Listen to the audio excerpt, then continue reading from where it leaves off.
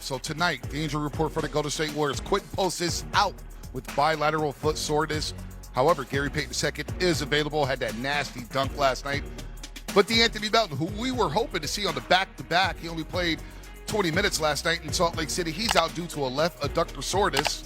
Draymond Green, however, is available. Seth Curry's out, as well as Moses Moody, who will be reevaluated.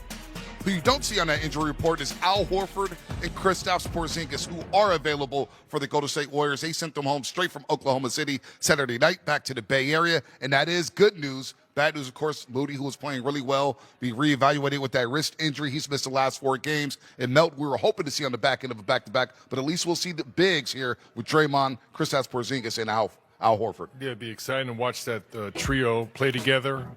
We know Al Horford and Porzingis have played really well together when they were teammates with the Celtics.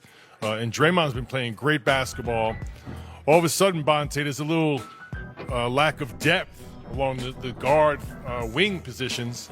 Pat Spencer, Guy Santos, all these other players have to step up with all those players not available tonight. Yeah, we'll see a lot more Nate Williams, L.J. Cryer. They need Pat Spencer to step up here, as well as Brandon Pajitsky. But it's good to see Al Horford and Kristaps Porzingis back. And hopefully they get the ball in the post and attack the basket, because the Warriors last night fell to 9th place in the Western Conference after losing to Utah. It's a tough one. The Clippers beat the Knicks down at Intuit Dome. The Warriors give up one to the Utah Jazz, who, Mully, we didn't even know if they were trying to win in that fourth quarter. They turned the ball over 8 times in the final frame, yet was able to survive due to a big 3 by Henson. Elijah Harkless made some big plays down the stretch for Utah, and the Warriors not attacking the basket really did them in last night. Yeah, Bonte, much like you go over your scouting report for individual players you're playing against, you have a team scouting report. Much like last night, we see these clips here, the Utah Jazz really struggle guarding the rim. The points in the paint is a struggle for them. They came in 30th in block shots. The Warriors, when they did drive the paint, were shooting open layups. Tonight's a very similar situation. The Bulls, they give up 53 points per game in the paint, which is 25th in the league. So I think it's important. You never want to tell a player not to shoot open threes. That's part of the game. Rhythm shots have to be taken. Shot created must be taken. But intentionality to start the game, to attack the paint. I mean, the Warriors on several nights have done that. And they still get 38, 43s up. The threes are going to come. I think it's important to start the game, to be really aggressive, set the tone that you're going to attack the paint and really put pressure on the rim. Yeah, the Warriors last night, 27-47 in the paint, shooting 57%. However, they shoot 31% from the three-point line. Here's what Steve Kerr and Guy Santos had to say about last night's loss to Utah. I mean, we weren't bad offensively. 31 assists, 10 turnovers. That's a great ratio. We took care of the ball. We moved it. I didn't think we got great looks, but we got enough good looks to win. It was our defense that let us down.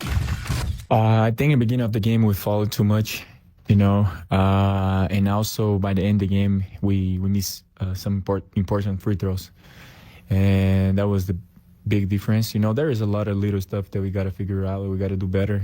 Box out. We lost a couple of rebounds. We should win more 50-50 balls, and we didn't. So I think that was the biggest thing that is standing out tonight. I think it's just the NBA. Like, being the NBA is like that, Like, you lose a tough one today, a game that you should win. Tomorrow you just got another one, and you got to flush this one and go to the next one, because you cannot change it, what happened. So for us, it's just that. That hurts. It's not good. Lose a game like that. We know that we got to win games like that, but we cannot change it now. We just got to go to the next one and win the next one. Let's go inside the Chase Center for the first time all evening, courtesy of Comcast Business. Every connection counts with the great KB, Kareth Burke, NBA champion, Festus Ezeli, and, of course, our Warriors insider and Hall of Famer here at NBC Sports Bay Area. Two-time NBA Award winner. Monty Poole and KB last night was about balance, which the Warriors didn't have the last 2 games against Oklahoma City and the Utah Jazz. Yeah, against the Jazz, it was curious. You could even call it unfortunate that the Warriors attempted so many three-point shots. 52 of them, in fact, only made 16, which is curious, as I say, when you're facing a team with light rim protection, right? Yeah. The Jazz 30th in blocks. Monty Poole called it mind-boggling when he wrote about it. Why did you decide on that? Didn't understand what they were doing. And it goes back to the OKC game, too. I mean, that was a winnable game. The Warriors, the last 8 quarters against OKC and at Utah, the Warriors have won 1 quarter of the last 8. The third quarter in OKC. They won it. That was the quarter that they shot the fewest threes. They shot 6 3-point shots in the third quarter, and they won by 10 against OKC. That's a feat. That's an accomplishment. What it says they did on offense, they moved the ball, they set screens, they made the Thunder work on defense. But way too often, they were just coming up shooting threes, and that doesn't make the defense work. And so I just didn't understand why. And then in the fourth quarter against OKC, they shot the first 7 of their first 8 shots in the fourth quarter were threes after they got in the game by avoiding threes. So I just didn't understand. Okay, so in the last game, the Warriors had stretches. And in those good stretches, they attacked the paint. You saw Guy Santos do that. You saw DeAnthony Melton do that. Like, even in the clutch, DeAnthony Melton just kept attacking. GP2 came in the game and made his impact. The problem is they shot 52 threes against a team in the Utah Jazz that gives up 58% from the field to opponents. No, you have to attack the paint. You have to create good shots. Even if you're going to get threes, do it later in the shot clock. You can attack the paint and see if you can get an easy one early. The good thing about the NBA, though, is you always have tomorrow. And that tomorrow is today. You're going against the Chicago Bulls. They let teams score about 53 points a game in the paint. Yeah, that's really important. Tonight, you get a chance to really correct that wrong you did yesterday. Yeah, I don't want to pick on the Warriors because, again, I understand. They don't have a bunch of guys who can get their shots off the dribble. But in that third quarter against OKC, they moved the ball, they moved the bodies, they set screens, they ran motion, they did cutting, and it worked. And then they went back away from it in the fourth quarter, and then they went away from it again last night in Salt Lake City. So I just thought they didn't play their smartest games. And those were 2 winnable games, especially you should win in Utah. Well, and then do you look at the coaching staff and be like, hey, nobody's noticing this? The feel of the game isn't right. We're shooting too many threes, or is 3-point shooting just so much of the Warriors' team identity? You just roll with it. Yeah, I think that's kind of where they look at it. You know, I mean, I talked to people here today, and they were all saying, yeah, we understand that maybe too many threes, but that's sometimes our best shot because we don't have a bunch of guys that can get their shot. But again, I just think if you move the ball, this offense is built on motion. If you have motion, you might get some easier shots. Not just that they don't have guys that can get their shots. They have a bunch of new guys on the roster. Like, you got guys, 2-way players who are playing starter minutes. So the coaching staff is having to play this balancing act of trying to get guys to play together and play within the system, but also getting them to read and react and see what's going on. A lot of these guys are just getting comfortable. You got to give guys like Nate Williams a lot of credit. Like, he's coming to the game and making his impact. He's attacking the paint as well. So I'm excited to see how they react to that loss last night and really change those things up and listen to the scouting report. Yeah, here's that opportunity, less than 24 hours. How can they regroup and maybe balance the offense a little bit more, guys? And that's something we're going to mull over, KB, here. Should the Warriors take what the defense gives them? But first, let's look at their shooting percentages without Stephen Curry the last 14 games. So it's 45% from the floor. We see the 2-point shots. We love it when they go inside to drive the basketball. We saw Seth Curry with a nice pump fake in the corner last night. Got a nice mid-range jumper. Splashed it. Go to the rack. But you see the points in the paint differential, which has been something we've discussed all season long. They're a minus 56 since Stephen Curry went out with runner's knee. So let's mull it over. And Mully, should the Warriors take what the defense gives them? We have some clips here that you're going to break down here, and we love open shots, but should they drive it and maybe pass up some open shots? Break it down, Hall of Famer. Yeah, it's all about shot selection, Bonte, and coming into the game, understanding what the opponent's weakness is. And the Utah Jazz, as we mentioned, with 30th in the league in shot blocks. So it means there's no rim protection. Here's Seth Curry back off injury after 3 months. Shows at the 3-point line. 1 dribble, layup, wide open. Beautiful move, nice read, good adjustment. Here out to Guy Santos. 1-on-1 face up. Be relentless, straight line drive to the paint. Make the next right decision, whether it be lay it in or find a teammate. No one there. Wide open layup. Once again, being resilient and intentional, getting into the paint. Here, a little back down action, 2 feet in the paint. Good things are going to happen when you get 2 feet in the paint. You're going to play 1-on-1 over the top or draw the defense. Here, a beautiful find to GP2. Nice read by GP2 in the dunker spot.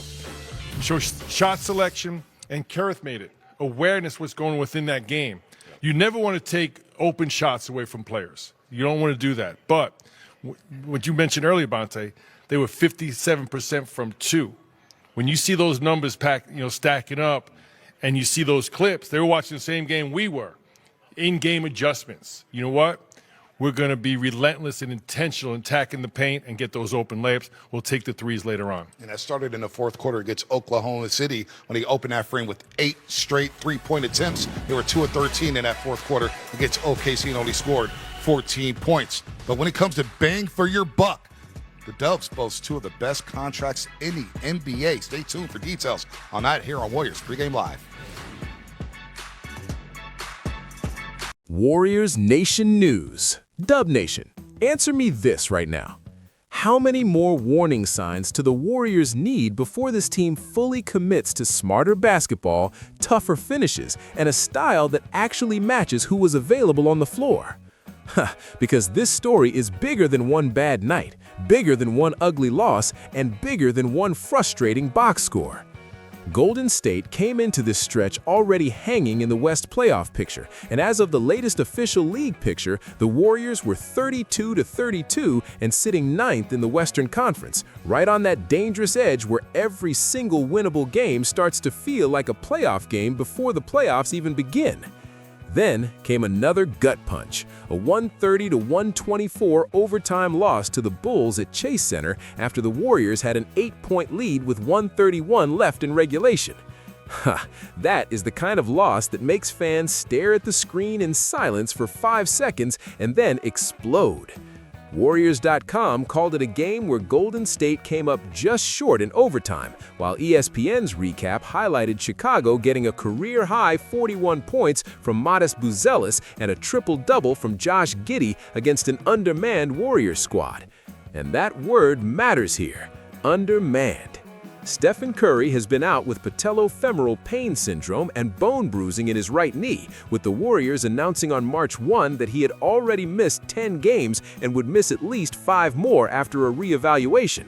Moses Moody also remained out after a sprained right wrist, and the team has been shuffling bodies, lineups, and roles almost nightly trying to hold everything together. So when fans say, why do the Warriors look unstable right now? The answer is right there. This team is fighting for wins while missing the player who defines its identity, and while asking role players, emergency options, and newer pieces to absorb bigger responsibility than planned. Yeah, that changes everything.